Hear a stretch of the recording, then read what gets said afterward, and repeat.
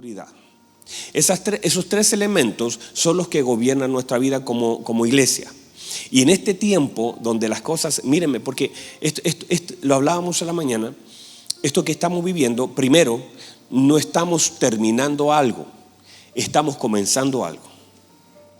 Esto no es que terminó el viernes, esto está comenzando. Al estar comenzando todo esto, vendrán, no solamente ya comenzamos una crisis política, una crisis social, sino que lo más probable es que se manifieste una crisis incluso económica.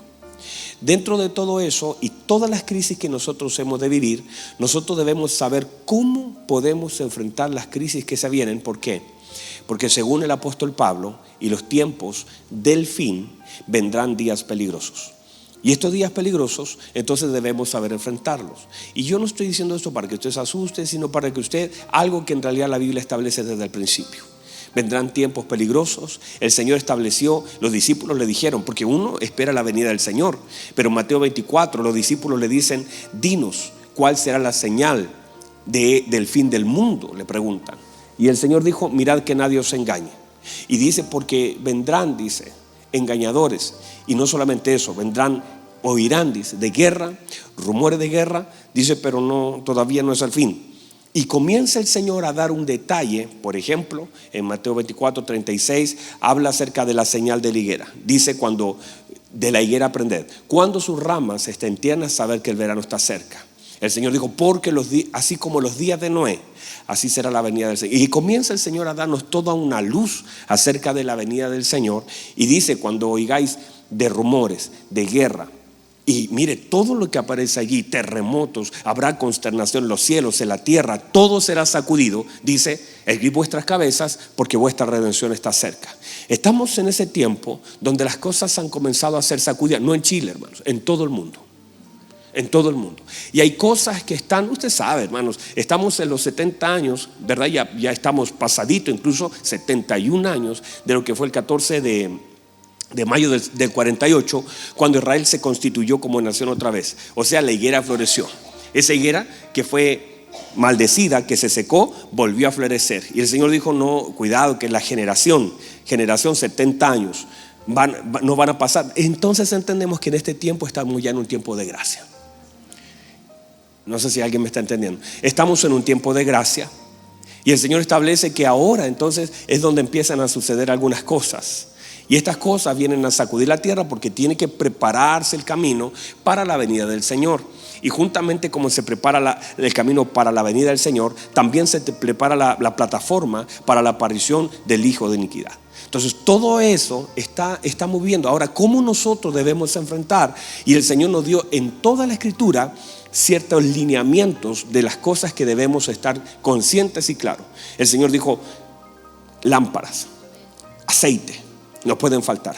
Y en este tiempo incluso la Biblia establece situaciones que han de suceder, que el hijo entregará al padre, el padre entregará al hijo, habrá una división, que la madre entregará al hijo, que habrá una lucha, el hermano entregará a su hermano. Hay toda una consternación, una lucha familiar. Entonces, en medio de todo lo que estamos viviendo, la iglesia tiene que saber qué hacer.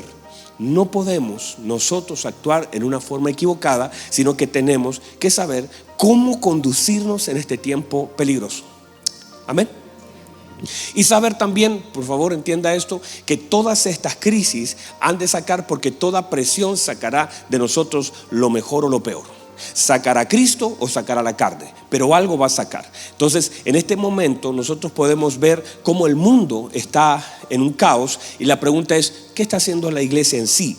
¿Y cuál es nuestra tarea? Porque si nosotros nos paramos en el lugar equivocado, haremos las cosas equivocadas. Y si nosotros no sabemos cuál es nuestra asignación, pelearemos una batalla que no es nuestra.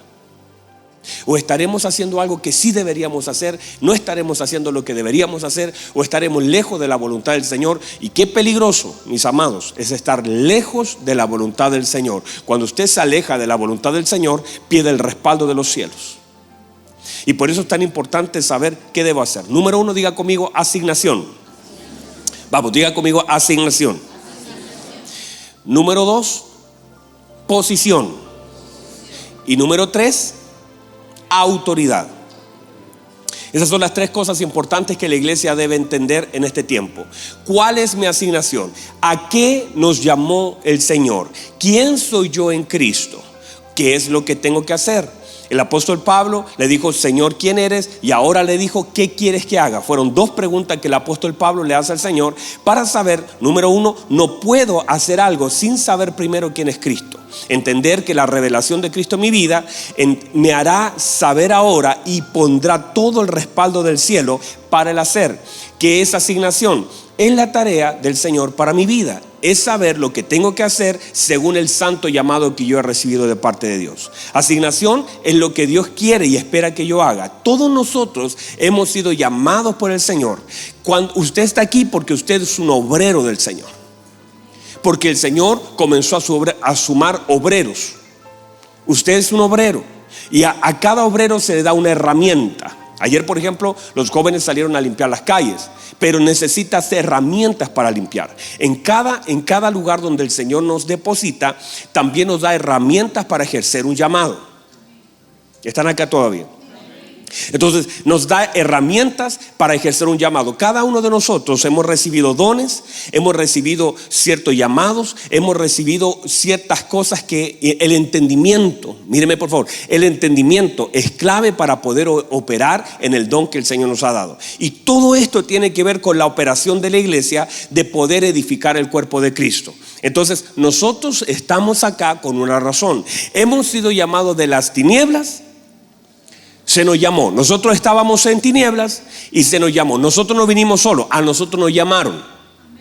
Nosotros no podíamos venir, no teníamos cómo venir, pero a nosotros se nos llamó de las tinieblas a la luz admirable para que nosotros ahora anunciemos las virtudes de aquel que nos llamó de las tinieblas a la luz. O sea, debemos entonces tener una boca para anunciar las virtudes.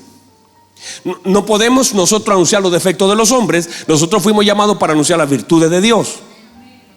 No podemos usar nuestra boca para hablar de los defectos de los hombres, porque no se nos llamó para eso. Se nos llamó no para criticar a los hombres, se nos llamó para anunciar las virtudes de Dios. O sea, nuestra boca fue hecha y fue engendrada en el reino para que nuestra boca sea usada para anunciar las virtudes del Padre. No sé si hay alguien acá. Se nos llamó ¿para qué? Para anunciar las virtudes del Padre y no para usar la boca para criticar.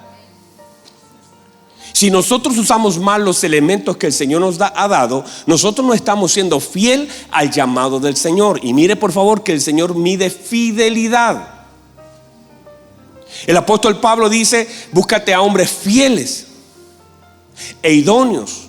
Porque eso es, porque el reino se establece y todo en la mano de un hombre fiel tiende a ser multiplicado. Y a un hombre fiel siempre se le ha de sumar más. La fidelidad marcará todo lo que nosotros hemos de recibir. Vamos otra vez. A nosotros se nos mide por fidelidad, no por cantidad. Es allí donde a veces la gente se equivoca y dice, ay pastor, yo tengo una iglesia chiquitita. No se mide cantidad. Eso lo hacen los hombres. Los hombres te dan un lugar cuando tú dices tengo 10, tengo 20, tengo 30. Pero el Señor no mide cantidad. El Señor mide fidelidad. El Señor mide fidelidad. Mire que el Señor le dijo, venga, vamos a sacar cuentas. ¿Cuánto te di? 5. Y él dice, ¿qué hiciste con los 5? No, gané otros 5. Ok, buen siervo y fiel. No estoy leyendo tu cantidad, estoy viendo tu fidelidad en lo que yo te di. En lo poco fuiste fiel, sobre mucho te pondré. Entra al gozo de tu Señor. Después llama a otro, le dice, buen siervo. Y cuando llama a aquel que tenía uno, ese que tenía uno dijo, ay Señor, yo tenía miedo y finalmente yo escondí el talentito que me di. Y dice que cavó en tierra. ¿Qué es tierra? Hombre. Deposita los dones que el Señor le ha dado y conecta solo con hombres. ¿Qué es tierra en la escritura? Hombre. Un hombre sin Dios. Y lo deposita allí. Y ahora él deposita todo lo que el Señor le ha dado en hombres. Es exactamente lo que hizo el hijo pródigo. Malgastó lo que el Señor le había dado. Entonces, y lo que dice el Señor, no siervo, eres un infiel. ¿Por qué? Porque el Señor estaba midiendo fidelidad. ¿Qué hiciste con lo que yo te di? Tuve miedo, lo escondí Y no puede, ¿por qué? Porque la falta de conocimiento, mire lo que él dice. Están acá todavía, ¿verdad? Yo estoy haciendo un esfuerzo hoy día con ustedes aquí también. Pasé la noche sin dormir. Ayer llegué de la unión, estamos todos cansados, no he almorzado. Tengo hambre. Y mi consolación parece que no me tiene nada. Pero mire por favor, el Señor dice, el hombre le dice: ay Señor, tuve miedo. Mire por qué, porque conocía, diga conmigo conocimiento. Dice, porque conocía que eras un hombre severo, eres un hombre duro, eres un hombre que trata de recoger lo que no ha sembrado. Mire lo que dice. El conocimiento que él tenía hizo que él hiciera algo equivocado.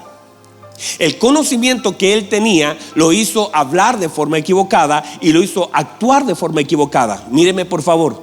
Dice, yo conocía que eras un hombre duro y severo que trata de recoger donde no sembraste. O sea, él está diciendo, aquí en mi cabeza tengo un conocimiento de ti y sé cómo eres tú. Ya está hablando mal, y el pensar mal te hace hablar mal y te hace actuar mal. O sea, el hecho del concepto, del conocimiento que tú tengas de Dios, te hará pensar mal, te hará hablar mal y te hará actuar mal. Este siervo que es infiel, que no conoce las virtudes del Señor, lo que hace, tiene un pensamiento equivocado. Este es un hombre duro. Mire, él lo que está en su mente es injusticia de Dios. No sé si están recibiendo la palabra. Él está aquí diciendo, tú eres injusto porque tú intentas recoger donde tú no trabajaste. Y ese es el pensamiento. Estoy atribuyendo que este Señor que me ha dado tanto a mí y que me dio un talento, yo lo siento injusto. Así que tengo mis pensamientos. ¿Qué cosa gobierna mi mente de lo que yo conozco de Dios? ¿Qué conozco de Dios que gobierna mi mente? Porque lo que yo conozca de Dios que gobierna mi mente, gobernará mis pensamientos, gobernará mi boca y gobernará lo que hago y lo que no hago también. Y este hombre dice, yo sabía que tú eras duro, que tú eres injusto, que trata de recoger donde no sembraste. Así que agarré lo que usted me dio y lo tiré en tierra. Enterré, le puse tierra. No lo sembré, lo enterré. Y lo que dice el Señor, le dice, mira, por tu boca te juzgo. Juzgo tu vida por lo que hablas. Porque un hombre que ha recibido de Dios, lo que dice tiene peso. Porque el Señor está diciendo, lo que tú conocías de mí es nada que ver conmigo. Quiere decir que este hombre no conocía al Señor. Y al no conocer al Señor, no sabe qué hacer con lo que el Señor le ha dado. Y hay mucha gente que por causa de no conocer al Señor, falla en lo que tiene que hacer con lo que el Señor le ha dado. Cuando tú no conoces al Señor, tú terminas haciendo las cosas mal, terminas pensando mal.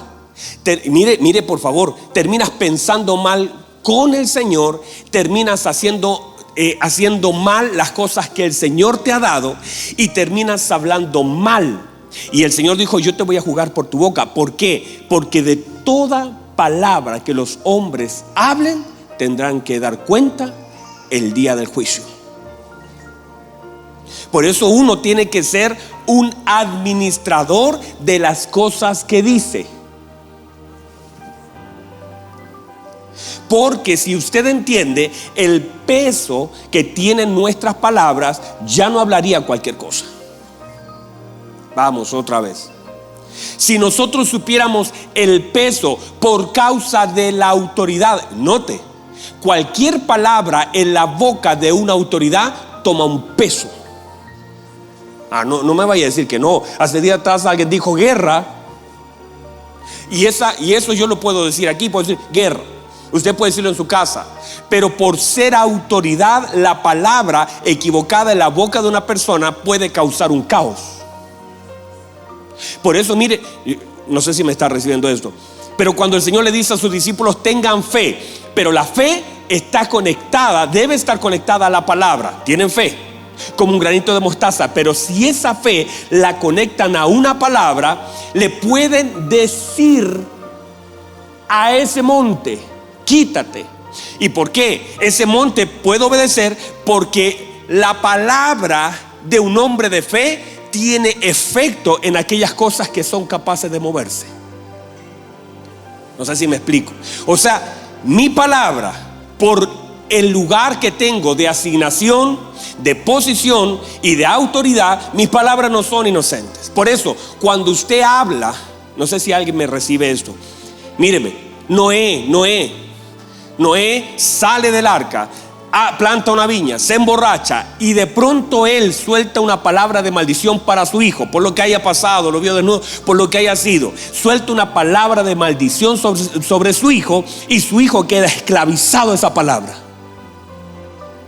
¿Por qué? Porque las palabras en la boca de un hombre de Dios tienen peso.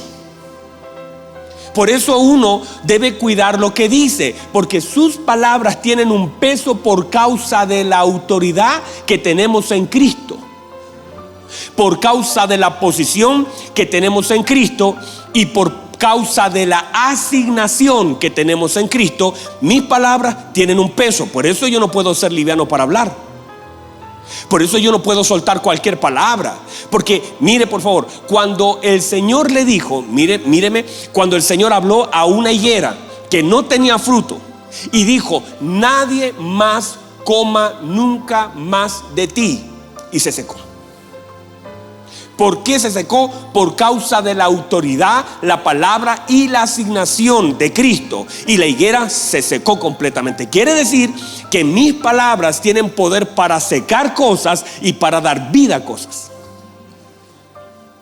Y por eso el Señor dice: los voy a juzgar por su palabra, porque deben tener conciencia de la autoridad que hay en lo que hablas. ¿Estás recibiendo? O sea, yo no puedo hablar cualquier cosa.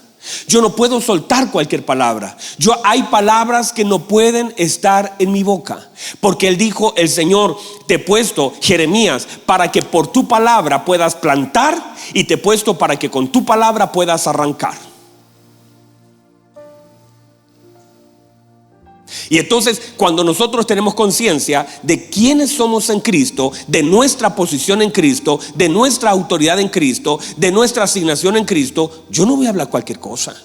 Y debo cuidar tanto lo que he de decir con sabiduría. Por eso usted no puede usar su boca para maldecir nada.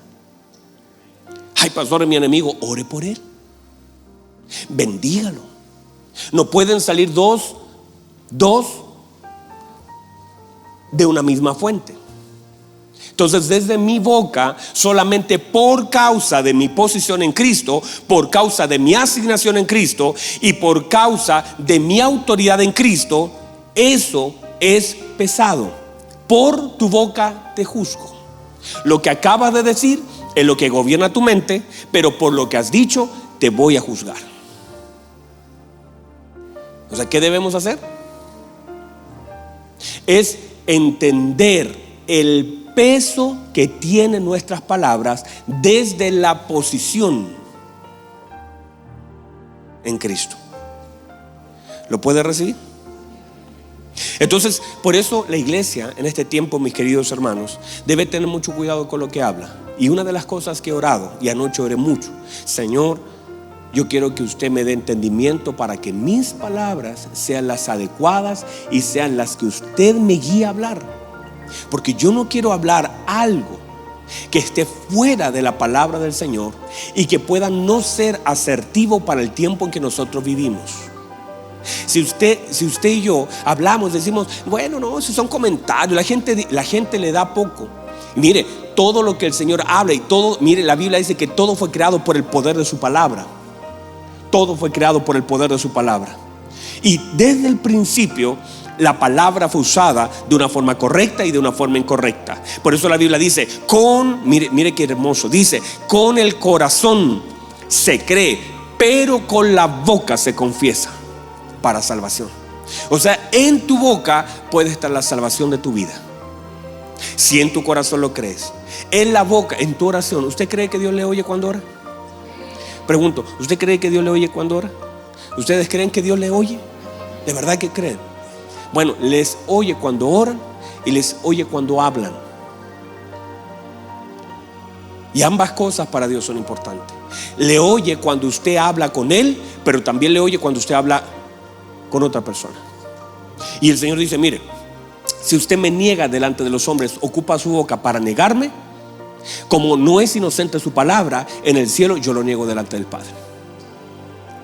Porque mientras usted me está negando delante de los hombres, con su boca me está negando. ¿Cómo lo negamos? Porque a veces no es que digamos no existe, sino que negamos la eficacia de la gracia de nosotros, de Cristo en nosotros. Y cuando hablamos mal y negamos a Cristo por causa de lo que decimos, de la forma en cómo hablamos. Usted niega cuando usted no ama a su prójimo.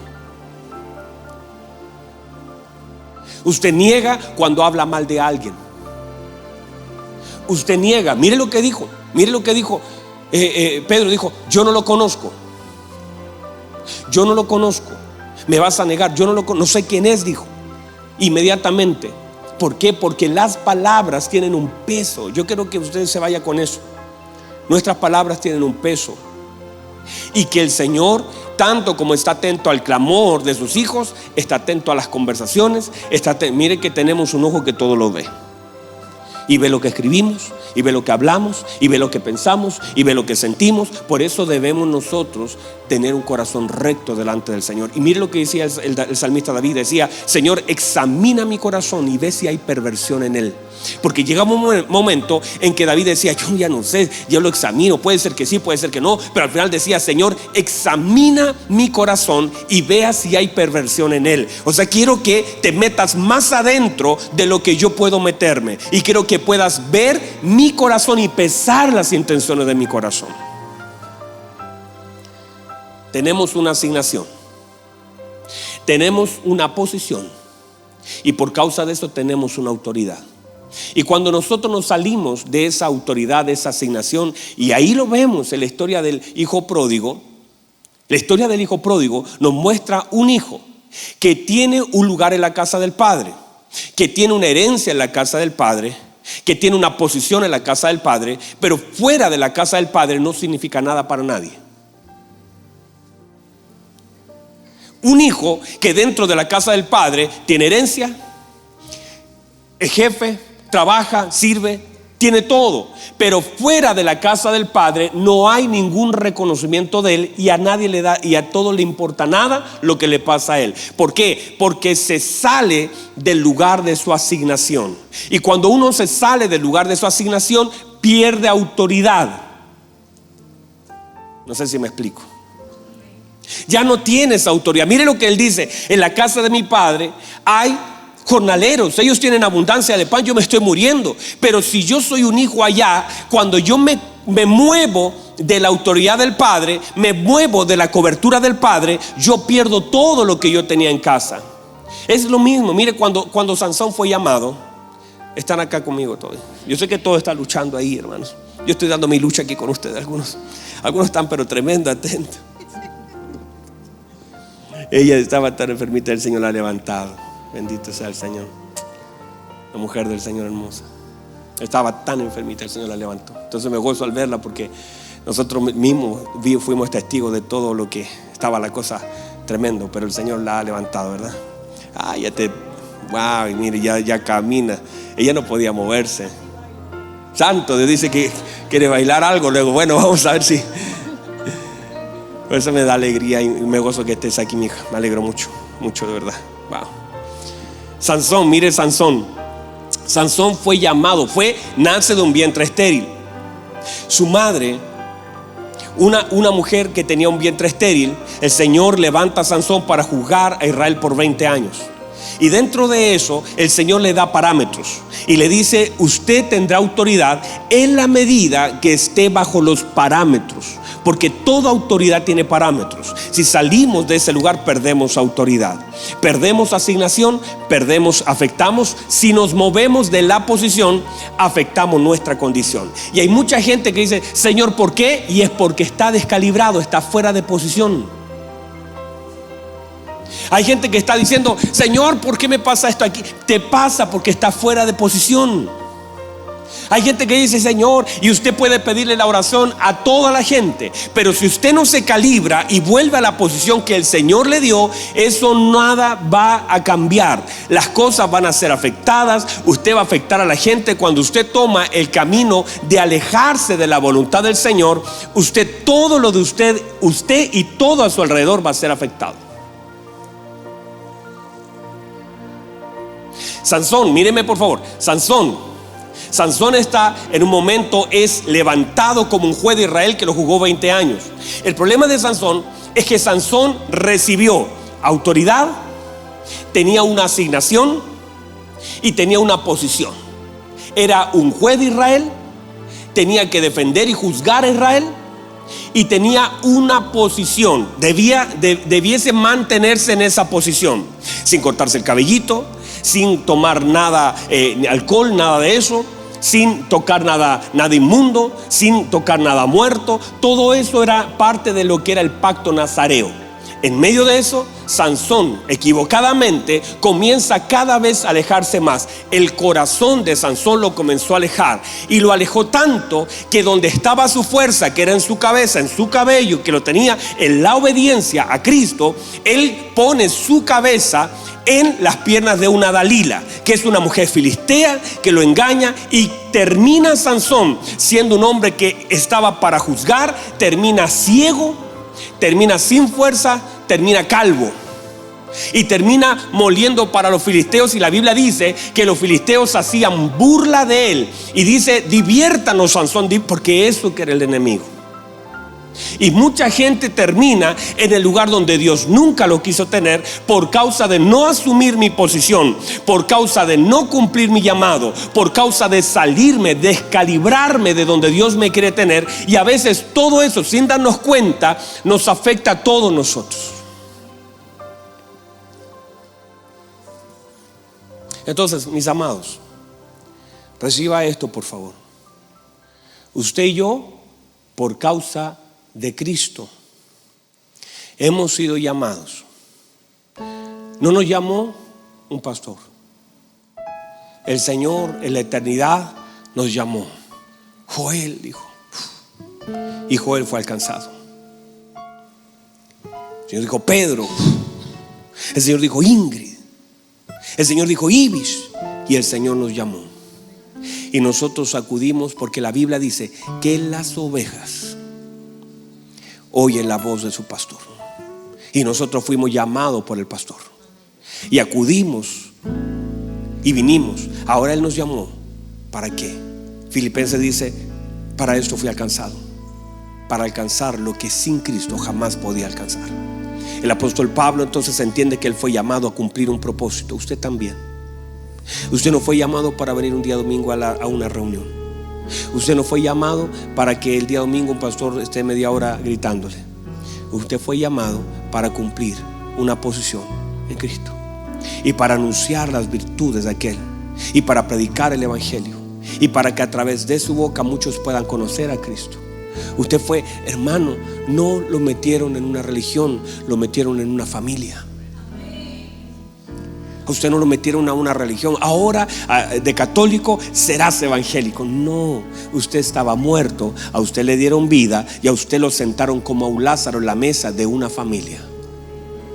Y ahora en esta familia el Señor dice: bueno, ahora que ya eres un hijo, debes cumplir un propósito. Pero para cumplir el propósito, mantente en tu posición. Y si te mantienes en tu posición, vas a recibir autoridad para ejercer un llamado. Y cuando la iglesia entonces entiende que fue llamada y que el Señor nos llamó con un llamado eterno, que el Señor nos dio vida juntamente con Él, que ahora que el Señor me llamó y tuvo misericordia de mí, ahora el Señor me amó y me amó primero. Y tuvo misericordia de mí, me lavó con su sangre, perdonó todos mis pecados. Dijo: voy a dejar tu cuenta en cero. Usted no tenía cómo, pero la Biblia dice que Él, mire, despojó a los principados y a las autoridades espirituales satánicas. Dice que había un acta que nos era contraria, pero Él lo despojó. Y toda esa acta, toda esa información que tenía el mismo infierno, dice que ahora él despojó a los principados de toda esa acta que nos era contraria, y dice que la tomó y la clavó en la cruz y triunfó sobre ellos. Y el Señor lo hizo. Ahora, de pronto, cuando a usted dice, no, pero es que yo hace 5 años atrás. 5 años atrás. No. Si usted es nueva criatura, ya eso no existe. Lo van a buscar en el computador y ponen 5 años atrás y dicen, no, ya no hay nada, porque Cristo nos justificó. Y la justificación no es borrar algo que estaba mal escrito. La justificación es eliminar el archivo. Ya no existe, ya se borró. Mire que a usted a veces lo sacan de DICOM, pero el banco dice, no, pero hace 5 añitos tuviste un problemilla. Y aún ahí está. Pero ¿qué es la justificación? La justificación es que el Señor eliminó el computador, el archivo, que todo el historial desapareció. Y cuando el Señor, es como, mire, vea por favor, el Señor cuando perdona. Y cuando perdona, vean a David, mire, cuando el Señor habla de David, dice, yo me levantaré un tabernáculo como el de David. Y uno dice, pero ese tipo cayó. Ese fue medio malo. Eso en todo el Nuevo Testamento nunca se habla de David como un hombre que pecó, porque el Señor lo dejó atrás y la cruz separó todas las cosas, y la sangre de Cristo hizo que el Señor nunca más volviera. Por eso también cuando Jonás se habla de Jonás, el Señor dice, sí, van a recibir una señal, la señal del profeta Jonás. Y usted dice, ¿qué profeta? Este era más desobediente. Y el Señor da testimonio. ¿Por qué? Porque dentro del pez Jonás se arrepintió, y el Señor ya no se acuerda más, sino que juntamente con el pecado de Jonás, el pecado de Jonás quedó allá en lo profundo, y el Señor lo único que se acuerda es de un hombre arrepentido que recibió misericordia. Entonces hoy nosotros hemos sido llamados por el Señor y fuimos lavados en la sangre de Cristo. ¿Para qué? Ahora fuimos llamados con una asignación eterna para cumplir un propósito del Señor. Reciba eso, por favor. Y hemos sido llamados por el Señor.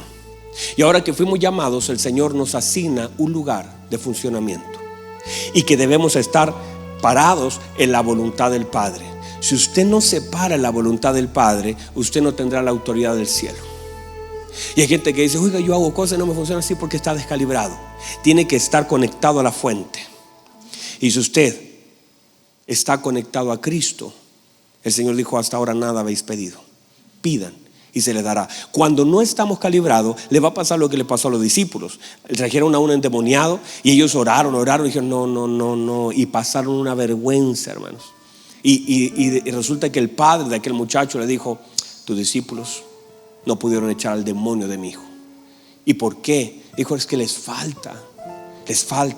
Hay cosas que van a ser sumadas en tu vida. A ustedes les falta. Hay cosas que no salen sino con ayuno y oración. Y ustedes todavía no han ayunado, todavía no han orado lo suficiente. Esa oración y ayuno les podrá poner en la plataforma, y todavía no han recibido aquellas cosas. Están en el entrenamiento, todavía no tienen la autoridad para poder reprender. Pero llegará el momento cuando lo van a poder hacer. Pero les faltó autoridad.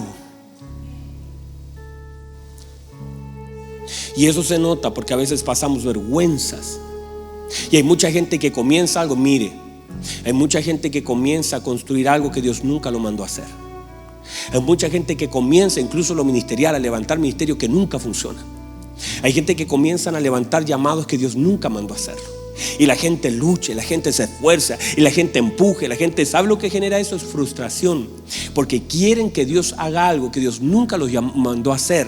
Porque cuando Dios manda a hacer algo, se nota el respaldo del Señor. Reciba eso. Cuando Dios manda a hacer algo a la vida de un hombre, se siente el respaldo de Dios. Y el Señor dice, voy a poner una puerta abierta delante de ti, nadie la va a poder cerrar, porque yo te estoy llamando. Y usted va.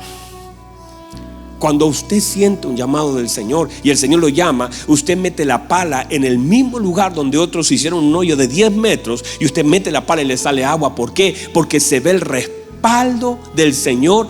Yo le voy a decir, aquí usted está sentado en un lugar donde acá hubo una iglesia que no funcionó y estuvieron luchando por más de 3 años empujando una iglesia que tuvieron que cerrar, le pusieron candado y se fueron. Nosotros cuando llegamos acá, llegamos quizás todos temerosos, veíamos todo grande, pero pusimos un pie en este lugar reconoció el llamado, la presencia del Señor, y la gente comenzó a llegar.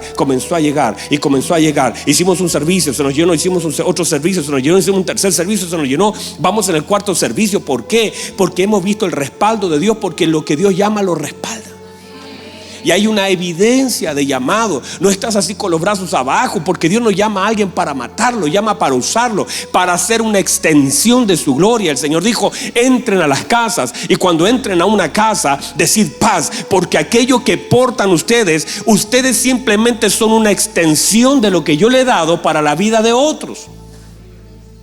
Entiéndase que ese es el respaldo de Dios. Entonces se sabe que un hombre ha sido llamado porque tiene el respaldo del cielo. Se ve, hay evidencia de eso. Hay una fuerza que cuando tú estás en tu oficio, cuando tú eres un hijo de Dios, por eso usted se debe parar en la verdad de la palabra. Usted tiene que decir: el Señor me ha llamado, yo soy su hijo, Él es mi padre, yo confío en Él. Lo decía en la mañana, usted no puede tener una mente gentil, usted tiene que tener un corazón de hijo. Y la mente gentil dice: ay, ¿qué vamos a comer mañana? ¿Cómo vamos a vestirnos mañana? ¿Qué pasa si hay una crisis mañana? ¿Qué pasa si la cosa se vuelve? No importa, séquese la flor, marchítese la hierba, pero la palabra de Dios permanece para siempre. Cielo y tierra pasarán, pero su palabra permanece para siempre. Quiere decir, el Señor le dijo: no se afanen por lo que han de comer, no se afanen por lo que han de vestir, no tengan una mente gentil, no estén pensando: ¿qué voy a comer? ¿Qué va a pasar con mi hijo? ¿Qué va a pasar con mi familia?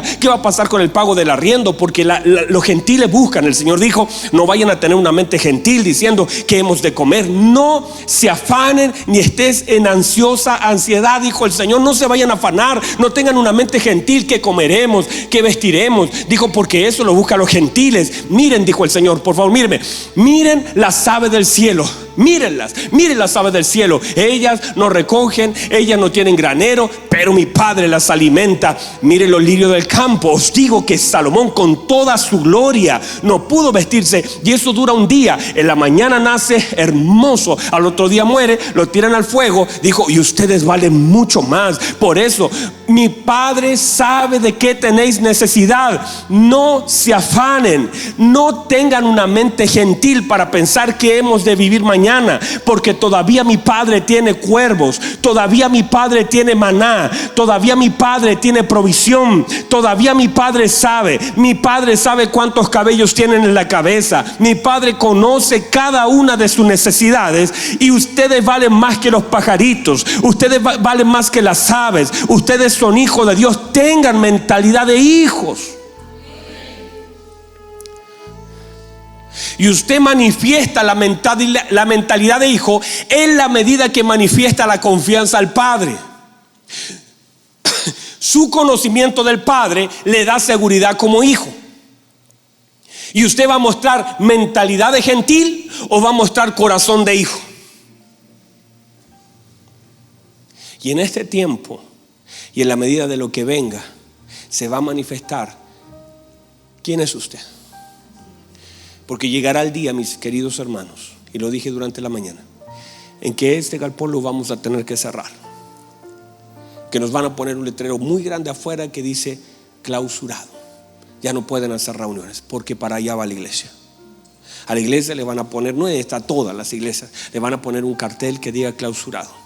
Entonces, por eso lo que hay que hacer es entrenarlos, porque el día de mañana no vamos a estar reuniéndonos, no va a haber nadie cantando. Usted va a tener que estar con sus hijos abriendo la Biblia otra vez, porque la rueda vuelve otra vez al final de las cosas. La iglesia primera comenzó en las casas, usted también va a terminar en las casas. Y allí en su casa, usted con sus hijos va a tener que abrir la Biblia, y usted va a tener que estar preparado. Usted va a tener que ungirlos. Su hijo le va a doler acá y no van a llevarlo donde el pastor. Va a decir: yo tengo mis manos. La Biblia dice: pondremos las manos sobre los enfermos y ellos sanarán. Habrá una presión, le va a decir: tienes que negar el nombre de Cristo, porque todo el sistema apuntará para que nosotros seamos perseguidos. Para allá vamos. Y lo que usted viene a hacer durante este tiempo y todo este tiempo que Dios les permite es equiparlos. Porque llegará el momento donde no podremos reunirnos, sino que tendremos que estar en nuestras casas, con nuestros hijos. Pero va a ser hermoso. Va a ser hermoso. Llegará el momento donde ya no podremos estar como lo hacíamos antes. Se van a comenzar a cerrar puertas. Todo indica, pero eso es bueno, porque el Señor usará eso. La Biblia dice que mientras más los oprimían, más crecían. Mientras Egipto ponía mayor presión, más crecían y más se multiplicaban. Y el Señor, y ese clamor, mírenme, ese clamor que levantaremos delante del Señor, porque hoy día estamos tan pasivos que ni oramos. Hoy día estamos tan relajados que nos da lo mismo. Pero llega un momento cuando eres oprimido, cuando estás viviendo una pesadilla, empiezas a buscar el rostro del Señor. Y yo creo que Dios va a comenzar a derramar de su gracia, y van a sacar todo el Cristo que llevas por dentro, y te vas a dar cuenta que tienes a Cristo dentro. Cuando estén detrás de ti, cuando te digan ya no hay nada que hacer, toda esta cosa va a apuntar hacia allá. Todo el mundo va a apuntar hacia allá.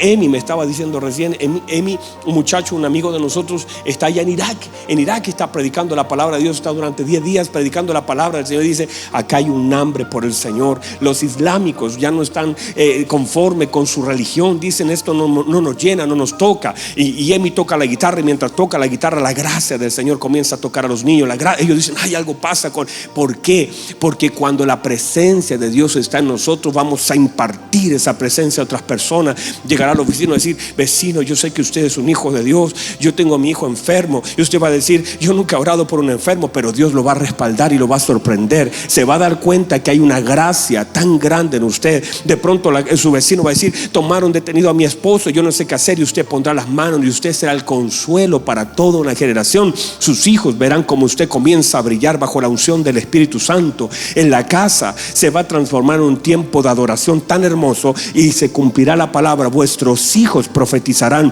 vuestros jóvenes verán visiones, y vuestros ancianos soñarán sueños. Y se va a cumplir la palabra del Señor. Para allá vamos. Vamos a ver a los niños servir al Señor. Vamos a ver toda la iglesia volcada con un corazón entregado y genuino delante del Señor. Por eso usted no puede no saber cuál es su posición, cuál es su asignación y cuál es su autoridad en Cristo. Porque eso, para allá vamos. Y cada uno de nosotros un día verá que sus rodillas son su mejor elemento que Dios le ha dado. Vamos a volver a la oración. Vamos a volver a la intercesión. Usted va a comenzar a vivir. Mire, el único lugar seguro es la presencia de Dios.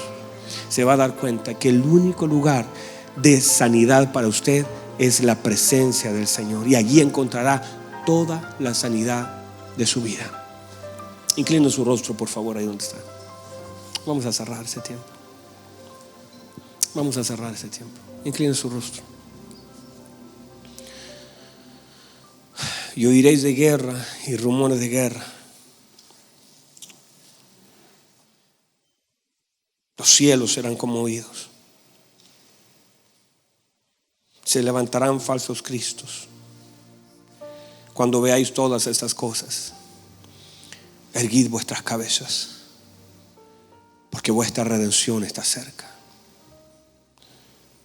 El que esté en la azotea no baje a buscar la capa. El Señor dice, ay de aquellas mujeres que estén encintas en aquellos días. Hay un momento donde estamos caminando hacia la venida del Señor, y el Espíritu Santo reciba esto, porque vendrá un tiempo de una llenura tan grande en la iglesia. Porque para usted hoy día usted le tiene miedo a lo que viene, porque no está consciente de lo que vendrá. Porque en realidad estamos a las puertas de la venida del Señor. Se están cumpliendo. Estos 2000 años están marcados por el retorno del Señor. Aquel hombre samaritano, dice la Biblia que vio a uno que había sido despojado, que había sido herido, y dice que se baja de su caballo, y lo primero que saca es vino, porque nada podía levantar a ese hombre. Pasó el sacerdocio, pasó el levita, que habla de la ley, y no pudieron levantar, no pudieron hacer nada. Lo vieron y no podían hacer nada. Pero el samaritano tenía en su mano vino. ¿Qué es vino? Nuevo pacto. Es el nuevo pacto que podía levantar a ese hombre. Solamente el nuevo pacto podía levantarlo. Y el pacto levantó a ese hombre. Era un nuevo pacto lo único que podía levantar a ese hombre. Y le echa aceite, que es la manifestación del Espíritu Santo en este hombre nuevo, que representa todo el cuerpo de Cristo.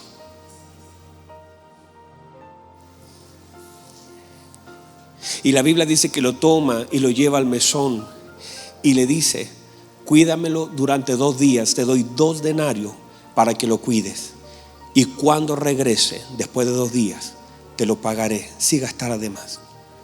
Estamos viviendo los 2000 años. El Señor ha de venir por aquel hombre que ha sido cuidado por el Espíritu Santo durante 2000 años, que ha sido levantado por el pacto de la gracia en nuestro Señor Jesucristo, en su sangre. Y el Señor viene otra vez al mesón.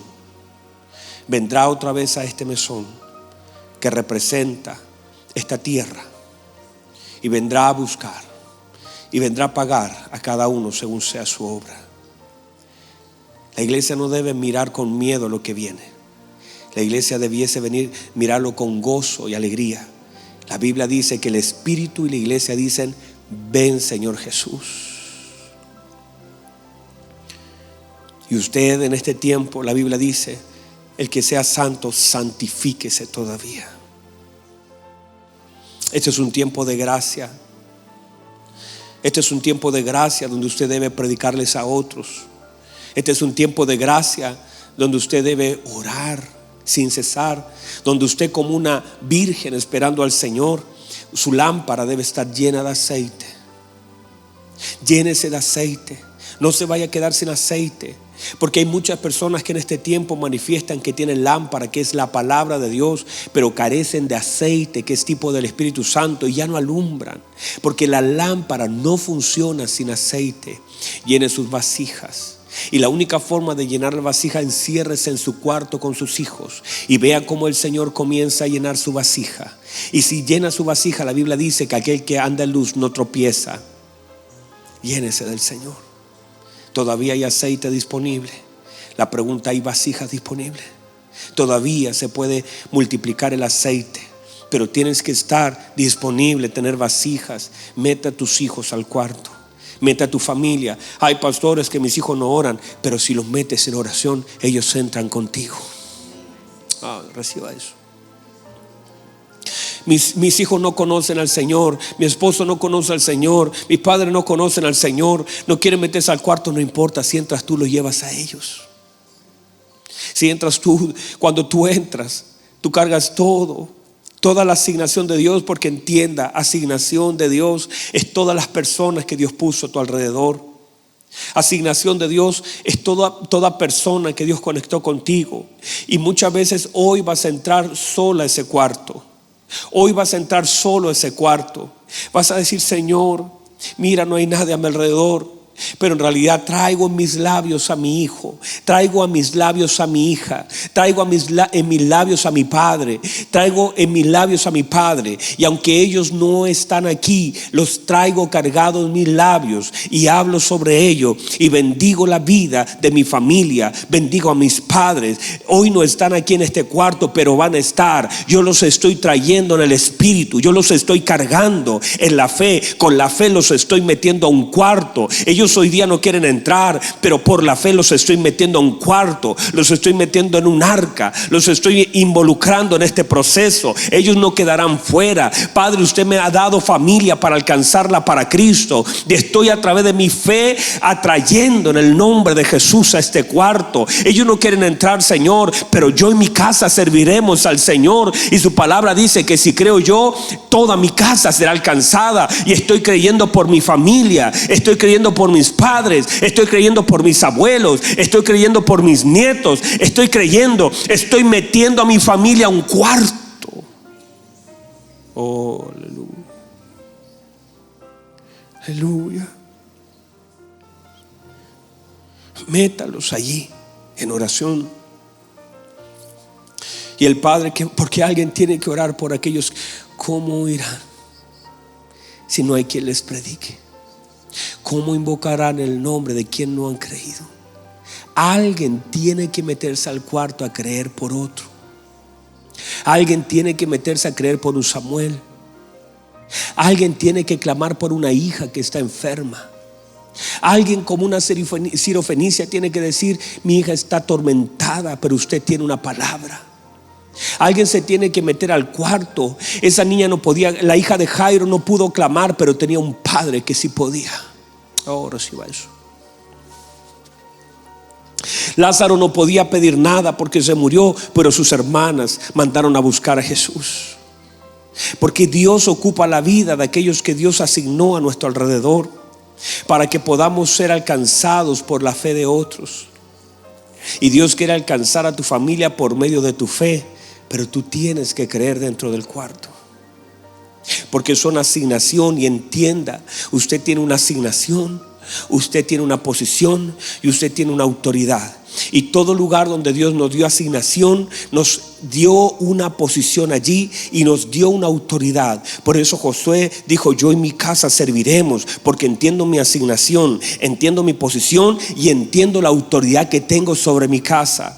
Haga lo mismo.